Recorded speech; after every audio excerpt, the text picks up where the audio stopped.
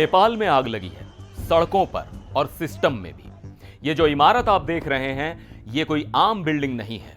ये नेपाल की शक्ति का केंद्र है, उसका गुरूर है सिंह दरबार। लेकिन आखिर ऐसा क्या हुआ कि हजारों नौजवानों ने इसे ही आग के हवाले कर दिया? इस एक इमारत के जलने का मतलब क्या है? चलिए आज खोलते हैं नेपाल के सबसे शक्तिशाली महल की कहानी और समझते हैं कि ये आग सिर्फ एक इमारत में लगी है या पूरे देश के भविष्य में। जब भी हम भारत की बात करते हैं तो हमारे दिमाग में संसद भवन, राष्ट्रपति भवन या प्रधानमंत्री कार्यालय की तस्वीर आती है ना?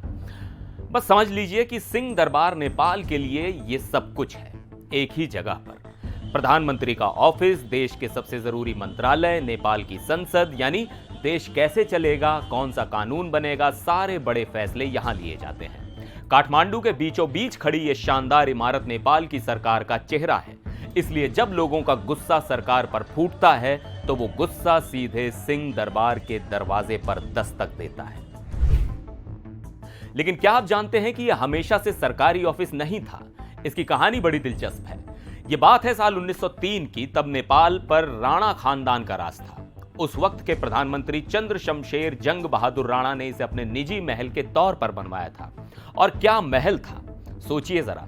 1700 से ज्यादा कमरे, यूरोपियन स्टाइल का डिजाइन, इटली से मंगाए गए मार्बल और शीशे, ब्रिटेन से आए झूमर। उस जमाने में इसे एशिया के सबसे आलीशान महलों में से एक माना जाता था। इसका नाम है सिंह दरबार, यानी शेरों का महल। यह नाम ही राजाओं की ताकत और शान को दिखाता था। लेकिन फिर वक्त बदला। 1951 में राणाओं का राज खत्म हुआ और यह महल, जो कभी एक परिवार की निजी संपत्ति था, उसे नेपाल सरकार को सौंप दिया गया। एक राजा का महल अब लोकतंत्र का मंदिर बन गया। यह पहली बार नहीं है जब सिंह दरबार ने आग की लपटें देखी हैं। इसका इतिहास हादसों और हमलों से भरा पड़ा है। 1973 में इसमें एक भयानक आग लगी थी जिसने इसके बड़े हिस्से को तबाह कर दिया था। फिर 2015 के भयानक भूकंप ने भी इसे जख्म दिए और अब 2025 में एक बार फिर वही मंजर। लेकिन इस बार की आग अलग है। यह किसी एक्सीडेंट से नहीं लगी, बल्कि इसे लगाया गया है। नेपाल के जेन ज़ी यानी युवा पीढ़ी ने इसे अपना निशाना बनाया। क्यों? क्योंकि उनके लिए यह शानदार इमारत सिर्फ एक बिल्डिंग नहीं, बल्कि उस सड़े गले सिस्टम का प्रतीक है जिससे वो तंग आ चुके हैं। उनके लिए यह उन नेताओं का घर है जो उनकी सुनते नहीं। जब सरकार ने सोशल मीडिया पर बैन लगाया तो युवाओं का गुस्सा 7वें आसमान पर पहुंच गया। उन्हें लगा कि उनकी आवाज दबाई जा रही है, तो उन्होंने अपनी आवाज सुनाने के लिए सीधे शक्ति के केंद्र सिंह दरबार पर ही धावा बोल दिया। तो सिंह दरबार का जलना सिर्फ एक इमारत का जलना नहीं है।